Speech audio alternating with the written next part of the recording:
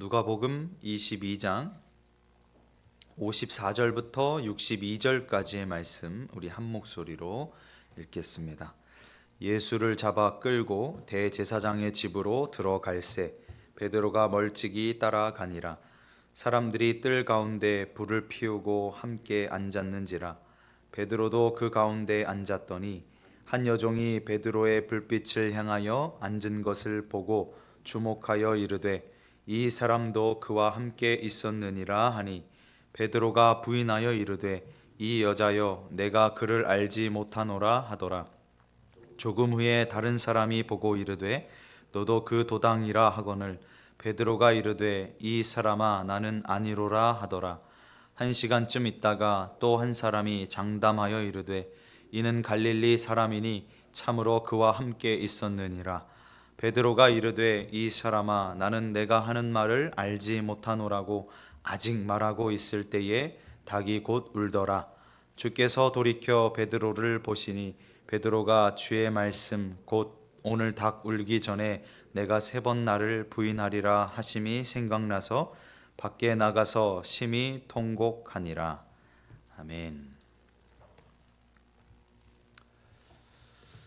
우리가 가룟 유다의 배반의 시점부터는 이전의 독법, 그러니까 우리가 누가복음을 읽어왔던 방식보다도 다소 긴박감을 가지고 일부러라도요, 의도를 가지고라도 내가 좀 긴장감을 가지고 이 말씀을 대하겠다라는 생각을 가지셔야 돼요. 왜냐하면 이 누가의 기록을 우리가 따라가고 있는데 누가 자체가 그렇게 긴박성을 우리에게 느끼게끔 기록하고 있고요, 상황들 자체도 그럴 수밖에 없게끔 흘러가고 있습니다. 앞서 예수님의 체포 장면을 금요일 저녁에 살폈는데요, 정말 급박하게 돌아가요. 우리는 성경을 대할 때 이게 참 우리의 좀 조심할 부분인데, 벌써 수차례 이 본문을 읽고 설교를 많이 듣고 하다 보니까 너무 잘 알아서 익숙해져 있어요. 그러다 보니까 성경을 그냥 문자대로 읽을 때가 많아요. 감동을 받기보다도 메마른 심정으로 그냥 쭉 읽어갈 때가 참 많은데, 저도 설교를 준비하면서 그런 마음이 좀 들어서 다시금 막 다짐하면서 기도하면서 또 새로워지기를 바라면서 설교를 준비했는데, 성도 여러분, 바라기는 앞으로 우리가 예수님의 이 순환 본문을 대할 때만큼은 다른 본문은 자체하더라도요, 이 예수님의 십자가의 길을 걸어가는 이 순환 본문들을 묵상하고 대하실 때는 늘 긴장감을 가지시고 또 손에 땀을 쥐도록 그렇게 말씀의 은혜를 누리시면 좋겠어요. 여하튼 예수님을 중심으로 이제 사건들이 막 급박하게 소용돌이를 치면서 장면이 옮겨갔습니다. 예수님의 체포에서 이제 베드로가 부인하는 장면으로 전환이 되는 거죠. 우선 붙잡혀 가시는 예수님을 따라가는 베드로인데요, 54절 말씀 한번 다시 읽겠습니다. 예수를 잡아 끌고 대제사장의 집으로 들어갈새 베드로가 멀찍이 따라가니라. 마치 주님을 현행범 다루듯이 잡아서 끌고 가요. 대제사장의 집으로 이제 들어가게 되는데, 그리고 그 광경을 먼 발치에서 누가는 놓치지 않고 기록을 하는데요, 베드로가 유심히 관찰하면서 예수님이 어떻게 되나, 예수님이 어떻게 되나 멀리서 따라왔다라고 기록을 합니다. 그런데 그 끌려 들어가시는 예수님을 베드로가 멀찍이 따라갔다는 이 설명이 뭔가 심상치 않은 실마리를 우리에게 던져주는 것 같지 않습니까? 여기서 그의 실패를 우리가 예감할 수 있다면, 이 성경에 기록되어 있지는 않지만 그 절과 절 사이에 있는 행간이라고 하는 이 행간의 의미를 읽어내시고 계신 거예요. 하지만 이 말은 1차적으로는 문자 그대로 안전한 거리를 두고 뒤따라갔다, 이런 의미가 있는 거죠. 그 뉘앙스를 잘 살려서 번역한 성경이 유진 피터슨의 메시지 성경이에요. 그 성경을 보면 이 의도를 잘 살리고 있죠. 그런데 예수님과 거리를 둔 이 베드로를 너무 심하게 비난하진 마세요. 너무 손가락질하지는 마세요. 왜냐하면 이 당시, 이때, 이 시점에서 이미 대부분의 제자들은 주랭랑을 치고 말았어요. 그런데 베드로만큼은 좀 이따 보면 이제 부인하지만 베드로만큼은 예수님이 계속 궁금해서 뒤쫓아가고 있는 거예요. 그럼 베드로는 왜 예수님을 멀찍이 뒤따라갔을까? 누가는 생략을 했는데요. 마태복음 26장 58절 하반절에 보면 그 결말을 보려고 라고 써 있어요. 그러니까 예수님이 도대체 어떻게 될지가 너무 궁금했던 거예요. 그래서 대제사장의 집들 그 안까지 쫓아간 거죠. 예수님 따라 옥에도 가겠다, 죽음도 불사하겠다, 그렇게 호언장담 큰 소리 뻥뻥 쳐댔던 베드로, 주님을 잡으러 온 제자들에게 칼을 휘둘렀던 장본인 바로 그였죠. 허나 이제 한껏 움츠러든 모습을 보여줘요. 불과 얼마 전까지는 용기와 패기를 가지고 온 예수님, 제가 예수님 끝까지 따르겠습니다, 그렇게 외쳤는데 그 모습 온데간데 없이 사라지고 무서움만 아는 채 무리들 속에서 슬며시 끼어들어서 앉아 있는 거예요. 과연 나는 주님의 제자로서 어떻게 살고 있는지 한번 돌아보세요. 베드로처럼 온탕냉탕 여기 왔다 저기 갔다 하는, 그렇게 번갈아가며 오락가락하고 있지는 않은지, 장작 옆에 바짝 붙어서 웅크린 채 불을 쬐면서 불안한 심정으로 지켜보고 있지는 않은지, 그런 베드로가, 그런 또 하나의 베드로가 나는 아닌지. 예수님의 제자라고 고백한다면 주님께 내가 더 가까이 나아가겠노라, 내가 주님을 더 가까이 하겠노라 결단하시길 바라요. 때로는 십자가가 기다리고 있는 고난의 길이지만 천국과 세상의 양다리 걸치고 불안하게 사느니, 날마다 막 염려 속에 공포 속에 두려움 속에 사느니 성도답게 살기를 결심하세요. 새 찬송가 435장 나의 영원하신 기업, 제가 참 좋아하는 찬송인데 거기 후렴 가사에 주께로 가까이 주께로 가오니 이렇게 고백하고 있죠. 그 주님께 드리는 고백이 내 진짜 믿음의 고백이 될 수 있도록, 그냥 앞에서 찬송가 435장 합시다 하니까 그냥 부르는 거 아니고 내가 정말 주님께로 가까이 나아가고 싶다는 그 마음을 담아서 실제로 드리고 실제 삶에서도 그렇게 사는 우리의 삶이 되었으면 좋겠어요. 날마다 주께로 더 가까이 가고자 하는 그 소원이 나에게 있는가? 아니면 베드로처럼 아니요 주님, 저는 예수님 멀리서 그냥 따라가기만 하겠습니다, 그러고 있지는 않은가? 그러면 우리가 진짜 제자가 되길 원한다면 구체적인 실천과 행동이 뒷받침돼야겠죠. 주님께 더 가까이 나가고 싶다면 먼저 주님의 말씀에 귀를 기울이셔야 돼요. 작은 것 하나하나, 세세한 것 하나하나에도 소홀히 여기지 않고 귀를 기울일 수 있는 것, 매일 그 음성을 들어야 매일 성도답게 살 수 있죠. 하나님의 말씀을 매일 듣지 않는데 매일 어떻게 성도처럼 삽니까? 이어지는 55절 말씀인데요, 제가 한번 읽겠습니다. 사람들이 뜰 가운데 불을 피우고 함께 앉았는지라 베드로도 그 가운데 앉았더니. 날씨를 이해하실 필요가 있는데 팔레스타인의 이 봄철은요, 이때가 봄철인데 일교차가 크니까요, 낮에는 기온이 높은데 밤에는 막 이렇게 떨어져요. 그러니까 이 차이가 너무 심해. 밤중에는 바깥에 불을 피워놓는 게 허다했어요, 추우니까. 그래서 새벽 추위를 피하고자 모닥불 주위로 사람들이 이제 옹기종기 둘러앉은 그 광경의 모습을 떠올려 보시면 돼요. 그 자리에 있는 모든 사람의 화제거리, 이야기거리는 뭐냐면 예수님의 체포 사건이에요. 지금 예수님 붙잡혀 오셨으니까. 그 틈에 불빛을 향해서 앉아있는 베드로를 한 여종이 언제부턴지 어느 시점부터인지 모르겠는데 유심히 지켜보고 있는 거예요. 어디서 많이 본 것 같은데. 근데 어둑어둑하니까 잘 구분이 안 가요. 아, 진짜 그 사람인가?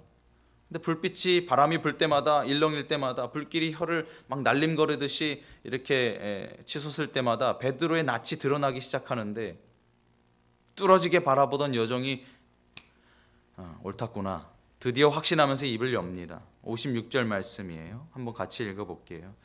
한 여종이 베드로의 불빛을 향하여 앉은 것을 보고 주목하여 이르되 이 사람도 그와 함께 있었느니라 하니, 이에 곧장 부인했어요. 57절에 베드로가 부인하여 이르되 이 여자여 내가 그를 알지 못하노라 하더라. 베드로는 대제사장의 집 안에 들어가서도 어둠 뒤편에 숨으면 되겠다 그렇게 생각을 했던 거겠죠. 그런데 팔레스타인의 봄철에 그 날씨가 문제였어요. 추위로 자기도 모르게 그 불빛, 그 불 앞으로 다가갔고 그로 인해서 정체가 탄로 난 거죠. 모든 건 빛 가운데 드러나기 마련입니다.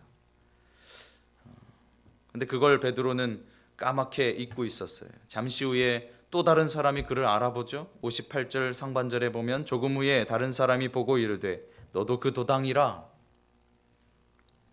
그러자 또 딱 잡았대요. 58절 하반절에 베드로가 이르되 이 사람아 나는 아니로다. 그렇게 불안한 한 시간을 또 보냅니다. 60분이라는 그 시간이 그렇게 긴 시간일 수 있다는 것을 베드로는 새로이 느꼈을 거예요. 힘든 한 시간이 지나서 또 다른 한 사람이 더 강한 어조로 단호하게 말했죠. 59절인데요. 한 시간쯤 있다가 또 한 사람이 장담하여 이르되 이는 갈릴리 사람이니 참으로 그와 함께 있었느니라. 세 사람이나 베드로가 맞다고, 그 예수님 따르던 베드로가 맞다고 이야기를 하는데 끝내 굽히지를 않는 거예요. 그 모습 한번 보세요. 60절 상반절에 베드로가 이르되 이 사람아 나는 내가 하는 말을 알지 못하노라. 아무리 벗어나려고 발악해도 한 여종의 말 한마디가 일파만파 커져서 걷잡을 수 없는 사태를 불러왔어요. 아무리 아니라고 손사래를 치고 강변을 해도 믿어질 분위기가 전혀 아닌 거죠. 그의 말이 채 마치기도 전에 닭이 어둠 속 고요를 깨트려 버립니다. 60절 하반절에 아직 말하고 있을 때에 닭이 곧 울더라. 정신을 차려보니 주님과 두 눈이 딱 마주쳤어요. 61절, 62절 말씀 우리 한번 같이 읽어보겠습니다. 주께서 돌이켜 베드로를 보시니 베드로가 주의 말씀 곧 오늘 닭 울기 전에 내가 3번 나를 부인하리라 하심이 생각나서 밖에 나가서 심히 통곡하니라. 우리는요 대단하게 넘어지지 않습니다. 어이없게 넘어져요. 참 어이가 없어요. 내가 왜 넘어졌지? 무슨 이유로? 어이없이 넘어져요. 큰 바위에 부딪히는 게 아니고요, 길바닥에 박힌 조그만 잘 보이지도 않는 돌뿌리에 걸려 넘어져요. 주님께서 곁에 계시면 솜씨도 모르고 자기 실력도 모르고 칼을 휘두르면서 막 설쳐요. 그러다가 사람들이 날 주목하면서 주시하게 되면요 무서워서 벌벌 떨죠. 그러면서 제대로 살지도 못해요. 베드로가 그래요. 남녀노소 누구나 가릴 것 없이 인간은 세상 속 거대한 악의 세력 앞에서 너무나 연약할 뿐이에요. 너무 무력하죠. 많은 눈물과 땀을 흘려도, 심지어는 우리가 귀한 피를 아무리 많이 흘려도 우린 꽃 한 송이조차 피워낼 수 있는 능력이 없어요. 그만큼 연약한 존재라는 말이죠. 다만 지면을 온통 새롭게 하실 수 있는 그 예수님의 바람이 불어야 얼어붙은 땅이 녹는 것 아니겠어요? 주님의 영이 실린 새 바람이 불어야 사람이 변하는 것 아니겠어요? 창조주 하나님께서 개입하지 않으시고는 도무지 세상이 변하질 않아요. 어떻게 해서도 사람이 변하지를 않습니다. 전능자의 능력이 미치지 않으면 한 뼘의 세상조차도 미동하지 않는 거예요. 비열한 베드로의 마음도 우리는 바꿀 수 없어요. 베드로 스스로도 바꿀 수 없었죠. 그의 변화는 어디서부터 출발했다 그래요? 주의 말씀에서부터. 그 주의 말씀이 생각나서 복음서 기자 중에 유일하게 누가가 이 말을 썼어요. 주께서 돌이켜 베드로를 보시니. 주님께서 돌이켜서 베드로를 보시니 누가만 썼어요. 인간의 반응은 주님의 시선이 자기에게 꽂히는 걸 느낄 때 비로소 시작되는 것 아닙니까? 주님께서는 지금 한 영혼을 살리시려고, 아니 그 한 영혼을 살리셔서 이 세상을 구원하시려고 그 몸을 돌이키신 거예요. 그리고 베드로를 보시는 거예요. 이 시선, 이 아무것도 아닌 것 같은 고개를 돌려서 보시는 그 예수님의 시선이 그런 굉장한 의미가 담겨져 있어요.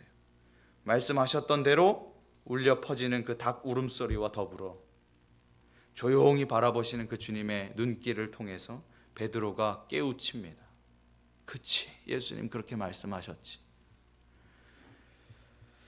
예수님의 시선이 어떠셨을까? 배신감, 실망감, 증오감으로 베드로를 바라보셨을까? 결코 아니었을 거라고 생각이 들어요. 그런 눈빛으로 바라봐서는 사람이 변하지 않으니까. 주님께서는 그저 말없이 바라보셨어요. 사랑과 용서와 자비를 담으셔서 그렇게 보셨겠죠. 아마 이 음성이 베드로 안에 울려 퍼지지 않았을까요? 그래, 알아 베드로야. 나 다 이해한다. 너의 연약함과 실수를 내가 다 안다. 그렇지만 이거 기억해라. 내가 널 위해서 너의 믿음이 떨어지지 않기를 기도했다는 거. 베드로야, 사랑한다. 이건 그냥 제 상상이에요. 베드로가 아마 그런 말이 들리는 것처럼 느껴지지 않았을까? 예수님과 눈이 마주치면서. 베드로가 변한 건 저는 장담하고 확신해요. 주님의 사랑 때문이에요. 예수님의 사랑의 눈빛을 의식하니까 그 베드로가 새로워지는 거죠. 주변을 둘러싼 무서운 눈길과 정죄의 눈총은 인간을 절대로 바꿀 수가 없기 때문에. 또 누가의 놀라운 표현이 하나 있는데요. 베드로가 주의 말씀하심이 생각나서라는 건데, 사람을 바꾸는 건 주님의 말씀뿐이죠. 말씀이 기억나니까 회개의 길로 방향을 트는 거예요. 인간은 기적 따위로 바뀌지 않아요. 예수님의 수많은 기적을 봤던 수많은 무리들이 다 떠났어요. 오직 말씀만이 우리를 돌아서게 만들고 돌이키게 만들 수 있다는 것을 누가는 의도적으로 계속 반복하면서 강조하는 것처럼 보여요. 마태나 마가는 닭 울음소리에 집중해서 베드로가 그걸 듣고 변화됐다 이런 느낌으로 서술을 했지만, 누가는 그때 베드로의 마음속에 주의 말씀이 생각나서 변화됐다고 이야기하는 거예요. 그러므로 하나님의 말씀을 듣는 자리에 나오는 일, 하나님의 말씀을 펴서 읽는 일, 이것을 게을리하시면 안 돼요.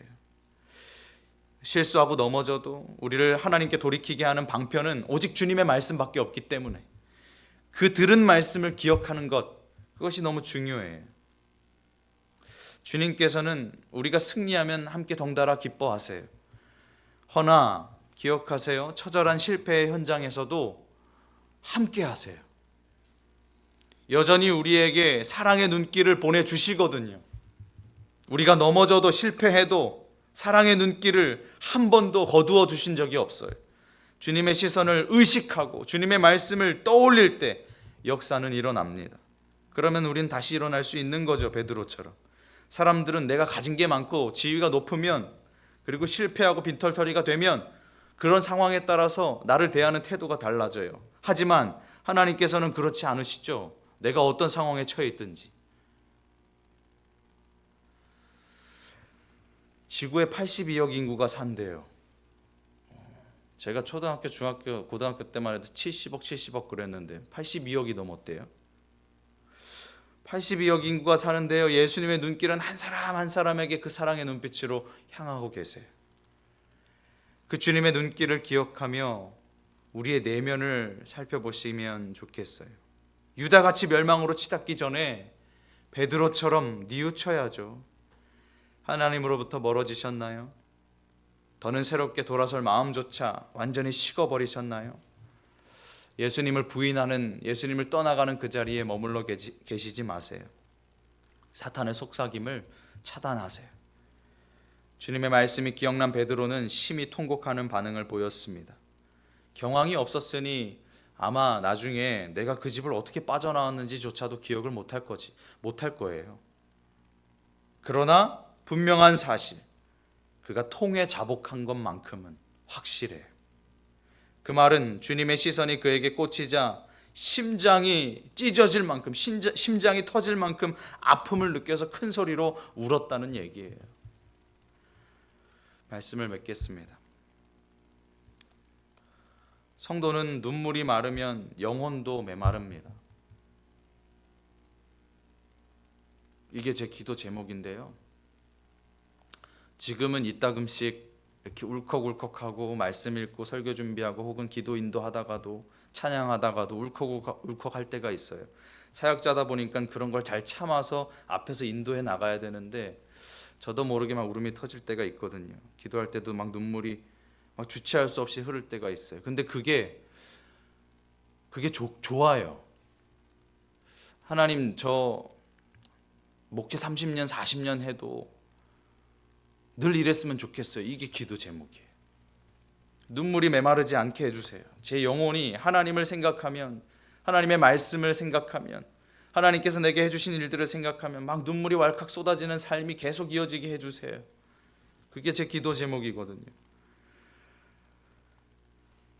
내 영을 살리는 것은 진정한 회개와 통곡의 눈물뿐이에요. 심히 통곡했던 이 베드로처럼 진실한 울음의 시간을 하나님 앞에서 가지는 것, 그것이 내 영을 살리는 거예요. 눈물샘이 말랐다면 건강한 성도라고 하기가 어려워요. 내 눈물을 시편의 기자의 고백처럼 주의 병에 담아서 하나님께 올려드릴 수 있어야죠. 주님의 교회를 위해서 세워진 위치에서 제 역할을 감당할 수 있는 것이 바로 눈물을 흘리는 성도의 삶이에요. 기도하면서 몸부림치면 인생이 완전히 달라져요. 다행히 베드로의 얘기는 세 차례 부인으로 종결되지 않고 세 차례 부인했더라 끝, 베드로는 이제 끝, 이게 아니고 실패한 자리였지만 그곳에서 예수님과 눈이 마주쳐서 사랑을 경험하고 예수님의 말씀을, 나에게 들려주셨던 예수님의 말씀대로 된 것을 다시 한번 기억하면서 그 상황 속에서 회개했던, 심히 통곡했던.